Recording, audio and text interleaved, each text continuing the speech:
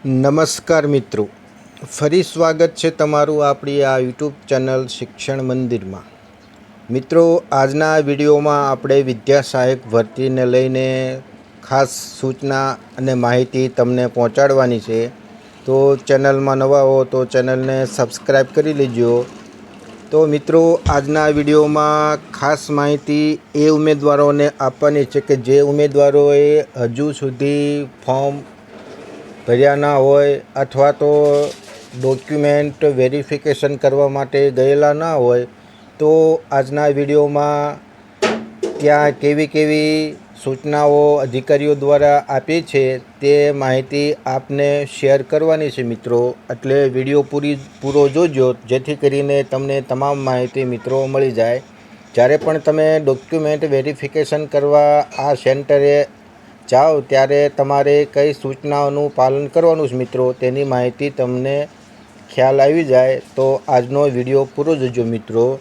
તો તમે બધાય જાણો જ છો મિત્રો કે વિદ્યા સહાયક ભરતીના ફોર્મ 7/11થી લઈને 16/11 સુધી આ ફોર્મ ભરાવાના છે મિત્રો। બીજું કે હવે આપણે ફોર્મ સબમિટ એટલે કે રિસીવિંગ સેન્ટરે આ ફોર્મ જમા કઈ તારીખ સુધી કરવાના છે તો કે તેની છેલ્લી તારીખ 19 છે મિત્રો। આ એક ખાસ સાંભળજો જેથી કરીને ઘણા ઉમેદવારોને એમ ના રહે કે હજુ તો ઘણી વાર છે તો પછી ભરીશું, એટલે આ તારીખો ખાસ ધ્યાન રાખ્યું મિત્રો। ઘણા ઉમેદવારોના મેસેજ ફોન પણ આવેલા જેમાં પોતાના પ્રશ્નો રજૂ કરતા મારાથી જે પણ માહિતી હું જાણતો હતો તેમને માહિતી દ્વારા તેમને આ પ્રશ્નોનું નિકાલ કર્યું છે। તો મિત્રો, કાલે હું બોટાદ જિલ્લામાં રિસીવિંગ સેન્ટરે ગયેલો, ત્યાં કેવા પ્રકારની માહિતી અધિકારીઓ દ્વારા ઉમેદવારોને આપેલી એ તમને હું જણાવવા માગું છું મિત્રો।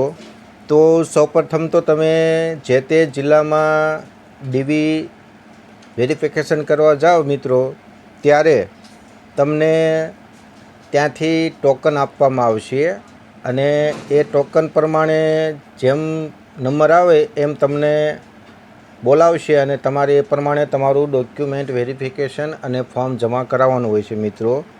બીજું કે ચેકલિસ્ટ બાબતે પણ તેમણે થોડીક માહિતી આપી કે ફોર્મ અને ચેકલિસ્ટને બાદ કરતાં જે કાંઈ વેબસાઇટમાં ડોક્યુમેન્ટ લિસ્ટ આપેલું છે એ પ્રમાણે તમારે જે લાગુ પડતું હોય એ ડોક્યુમેન્ટને તમારે 1, 2, 3 એમ નંબર આપતું જવાનું છે અને જ્યારે તમારી માર્કશીટ મિત્રો આવે ત્યારે તમારે જો 5 નંબર આવેલો હોય અને તમારી માર્કશીટ જો 4 હોય તો તમારે માર્કશીટની કોલમમાં 5 થી 8 આ પ્રકારે તમારે લખવાનું છે મિત્રો।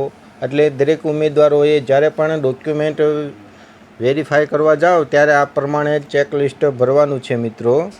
બીજું કે અધિકારીઓએ એ પણ સૂચના આપી કે તમે ફોર્મ ભર્યું તો જ્યાં સુધી તમારું ડોક્યુમેન્ટ વેરીફાઈ અને તમારું ફોર્મ અહીં સબમિટ ના થાય ત્યાં સુધી તમારે તમારું ફોર્મ ઓનલાઈન ખોલવાનું નથી મિત્રો।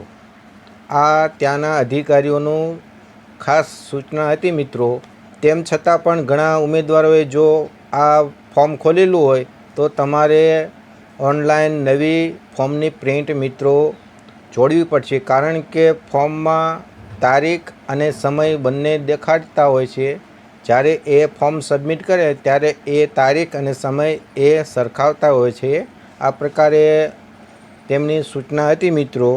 બીજું કે જે ડોક્યુમેન્ટમાં આપણે સિગ્નેચર એટલે કે ટ્રુ કોપી કરવાની હોય છે તેમાં તેમણે જણાવેલું કે ઉમેદવાર જાતે પણ સ્વપ્રમાણિત નકલ કરે તો પણ ચાલશે અને બીજું કે જો તમે ટ્રુ કોપી કોઈ અધિકારી પાસે કરાવેલી હોય તો તે પણ ચાલશે મિત્રો। આ ત્યાંના અધિકારીઓનું આવું કહેવું હતું મિત્રો।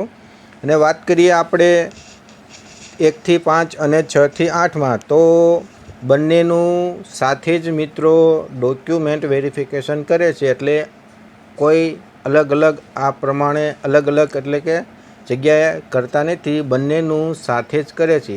કોઈ જિલ્લામાં કદાચ એવું બને કે એક જ ભરતીમાં અલગ અલગ જગ્યાએ ડોક્યુમેન્ટ વેરિફિકેશન આ બંનેનું કરતા હોય, પરંતુ હાલમાં મોટાભાગના જિલ્લાઓમાં 1 થી 8નું સાથે જ ડોક્યુમેન્ટ વેરિફિકેશન કરે છે મિત્રો.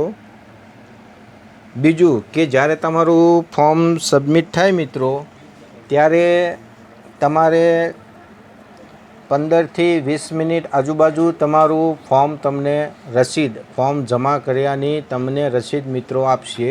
એટલે દરેક ઉમેદવારોએ રસીદ આપે ત્યારે તે રસીદમાં તમે જે કોઈ ડોક્યુમેન્ટ અપલોડ કર્યા હશે તેની સામે હા અથવા તો લાગુ નથી એવું ઓપ્શન આપેલું હોય છે. એટલે દરેક ઉમેદવારોએ જે ડોક્યુમેન્ટ અપલોડ કરેલા હોય, જમા કરાવેલા હોય, તો તેની સામે હા નિશાન આપેલું હોય મિત્રો, તો એક ચેક કરી લેજો. અને જો કોઈ તેમાં ભૂલ હોય તો તમે અધિકારીઓને રજૂઆત પણ કરી શકો છો મિત્રો.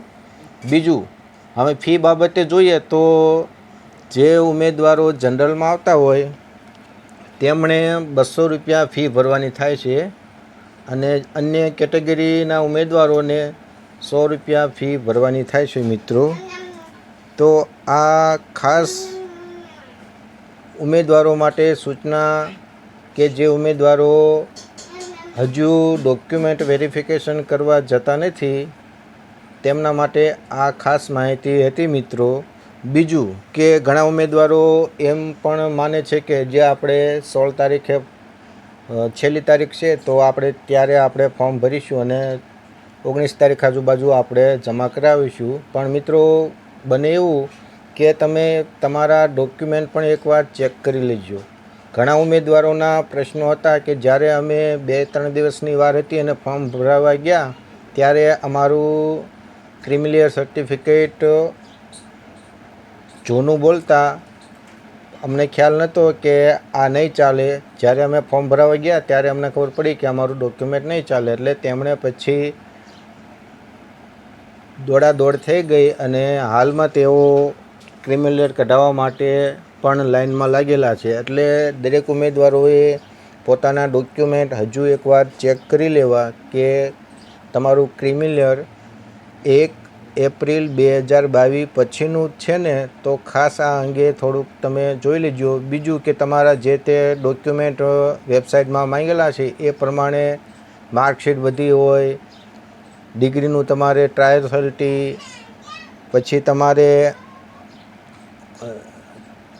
ડિગ્રી ટ્રાયલ, આ બધું તમારે મિત્રો ખાસ ચેક કરી લેવાનું છે. અને જો કોઈ વસ્તુ તેમાં હાલમાં ન હોય તો તમે હજુ 3-4 દિવસની વાત છે તો તમે તે યુનિવર્સિટીએ અથવા તો કોલેજે જઈને તમે નવું કઢાવી શકો મિત્રો.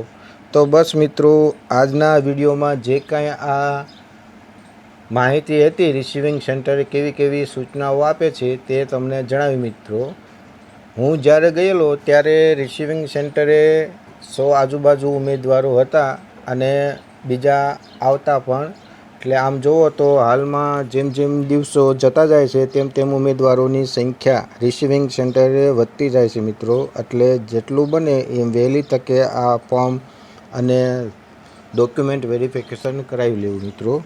બસ મિત્રો, આજના વિડીયોમાં જે કાંઈ આ માહિતી મારી પાસે આવી હતી એ આપને મળે એટલા માટે આ વિડીયો દ્વારા તમને માહિતી પહોંચાડી મિત્રો. આશા રાખું કે આપને આ માહિતી સારી લાગી છે. વિડીયો પસંદ પડે તો વિડીયોને લાઇક કરો, શેર કરો અને આવી જ ટેટ ભરતીને લગતી માહિતી મેળવવા માટે ચેનલને સબસ્ક્રાઈબ કરો. મળીએ નવા વિડીયોમાં નવી માહિતી સાથે. જય હિન્દ, જય ભારત.